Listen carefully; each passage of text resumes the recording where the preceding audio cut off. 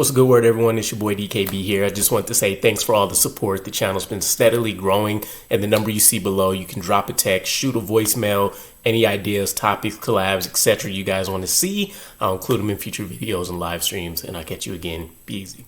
What's a good word, Jets fans? It's your boy DKB here, and today we're breaking down Mason Taylor, tight end out of LSU, drafted in the second round by the New York Jets of the 2025 NFL draft class. And to be honest, legacy pick or not, this always felt like it was supposed to be the right selection, barring a more talented wide receiver being available that the New York Jets had rated higher.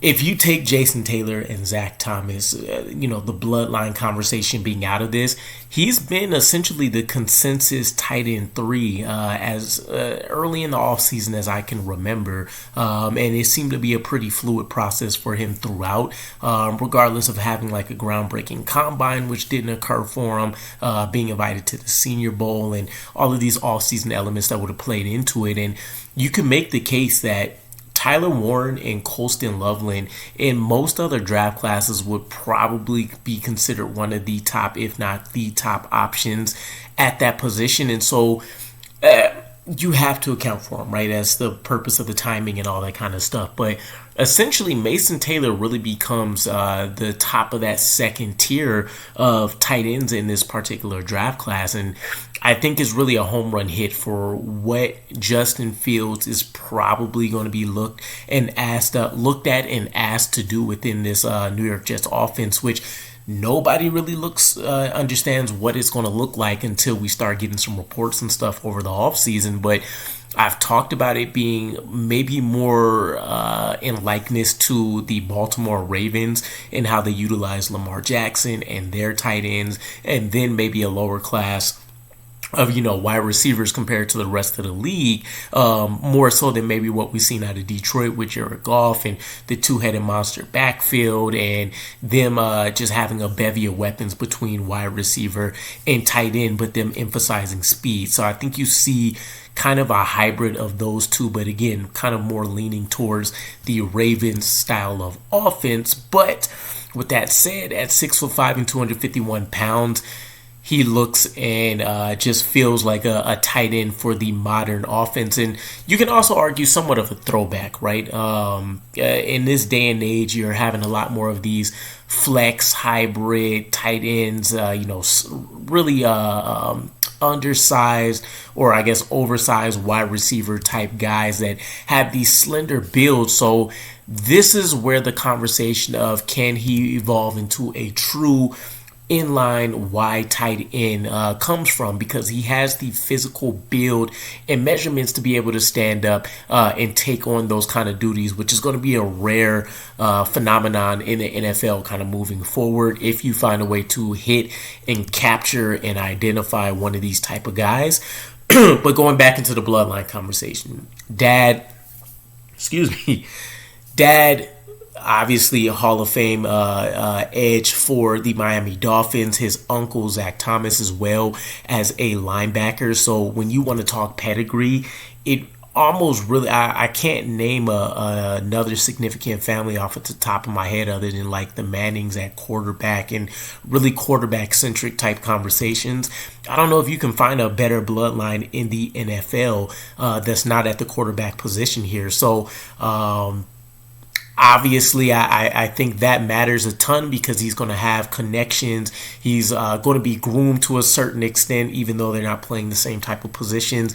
The access, the expectations, and I think overall just the IQ and understanding of the game looks different in a lot of these guys that do have NFL bloodline connections.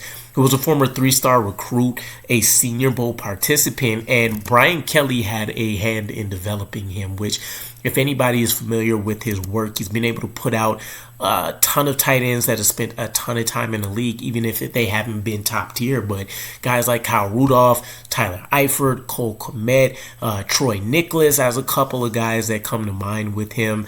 has only spent time at LSU, which again, I love being able to watch the development of somebody over the course of multiple years at one school. Somebody that's not afraid to put the work in and have to earn that top spot that gives them that exposure and that ability to be recognized on the national stage. Doesn't really have an injury history at all that I could find or dig up or recall. So love the fact that he's not walking in with anything crazy or having a ton of wear and tear about him like you would probably generally find elsewhere.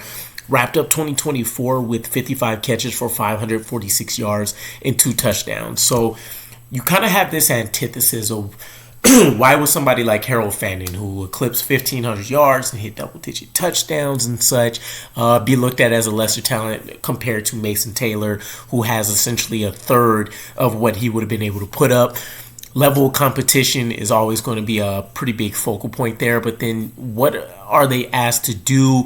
What is the skill set? What is the projected ceiling in terms of what you think you can get them to aspire to be in the NFL? Mason Taylor, I can't say he has a sky-high ceiling, but again, in terms of becoming that true wide tight end where suddenly you have a guy that you can have on all passing downs, all run blocking downs, you can have him attached to the line of scrimmage as that 6th tight end. And so when I look at this draft pick, it's not just a receiving first weapon, which Mason Taylor is definitely going to be in year 1, but it's also having that 6th offensive lineman on the field, which is going to matter and make a huge difference in what the New York Jets are going to be capable of pulling off as part of revamping their run game here. But there's so much nuance to the tight end position, and so you're talking about this kid that's has an extremely high IQ, understands what's going on, maybe doesn't have the functional physical ability or the skill set to accomplish all those things just now, but this is a guy that can be a clear tight end 1 in many offenses, and if he walks in as a tight end 2, which I don't think will be the case for him with the Jets, but for teams that would have been looking at him in that role, I think he becomes your ideal player. All SEC as a freshman, was 3rd team All SEC coming off of his 2024 season. He set the single season record as a junior with his 55 receptions for LSU, and he's also their only tight end to eclipse 100 plus receptions and 1,000 plus receiving yards over the course of their career. And he did leave early, right? We're talking about him being a true junior here. 68% of his receptions went for first down, and this is coming off of a lot of the team utilizing him to attack the flats, flexing him in motion, being able to get him the ball early and allow him to make some some moves in space to pick up some extra yardage. Secure hands, only has 1 drop in 2024. Ended that last year for himself, catching at least 3 passes in every single game. So one of the things that I was looking at when it came to targeting a tight end in this draft was who can have an impact every single game, and whether that's as a significant run blocker or in the pass game like someone Jackson Hall's late that went to the Buffalo Bills, or someone like Mason Taylor here who can get it done to a certain degree in the run game. But realistically, you're going to be able to draft up 3 to 5 targets for him every game, and he should secure every single one of those in addition to scramble drills, and as he gets acclimated to Justin Fields, being able to be accentuated a little bit more as maybe a primary target where we know we're going to be lacking in the wide receiver room outside of Garrett Wilson. More than 2/3 of his career receptions have come within 5 yards of the line of scrimmage, to let you know how LSU perceived him and utilizing him with Nussmeier there, how that was going to potentially translate to the NFL. But he still also got to attack the seam, and so you see his deep ball tracking ability and stuff like that. And I think the Jets will ask a little bit more of him, but this is a guy that clearly you can feel strongly about when it comes to that short to intermediate range, but more specifically short. And then nearly 60% of his targets, when you want to talk about contested catch situations, were catchable. And as a tight end, maybe not necessarily overly impressive, but this also isn't a aspect of the game where people look at and identify him as a guy that can be that 50-50 type ball guy. And I think there's a certain element of that to him, but all said and done, it's at least a plus looking at him.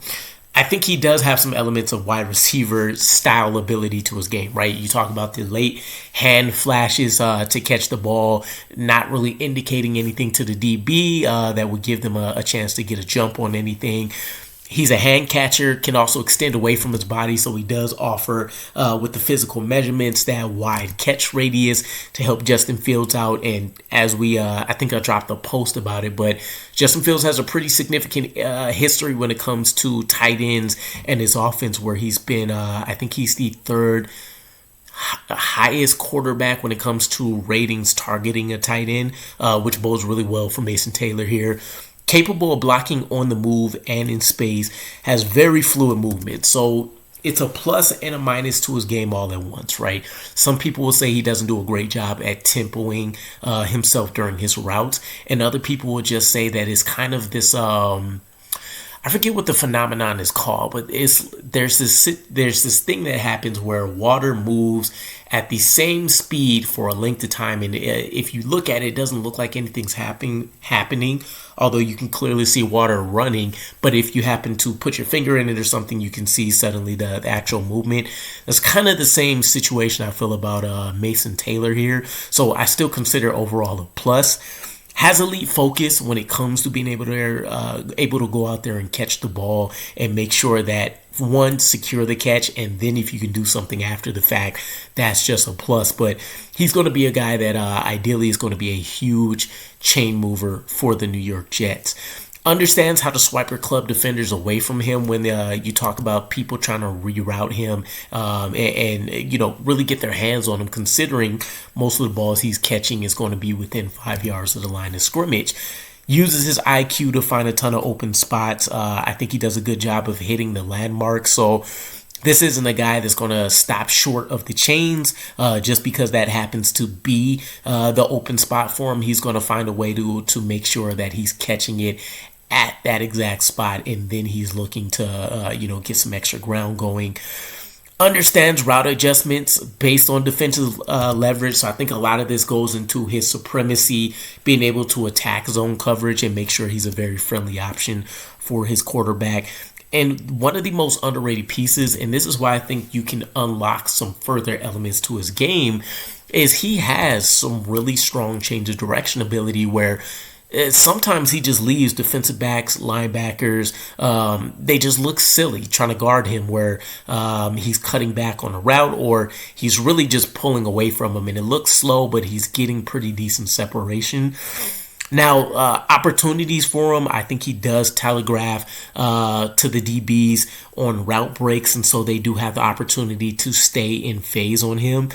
He's a high blocker, and I think his chest gets exposed more often than you want for somebody, especially of his build, that should be able to at least stalemate some of these guys.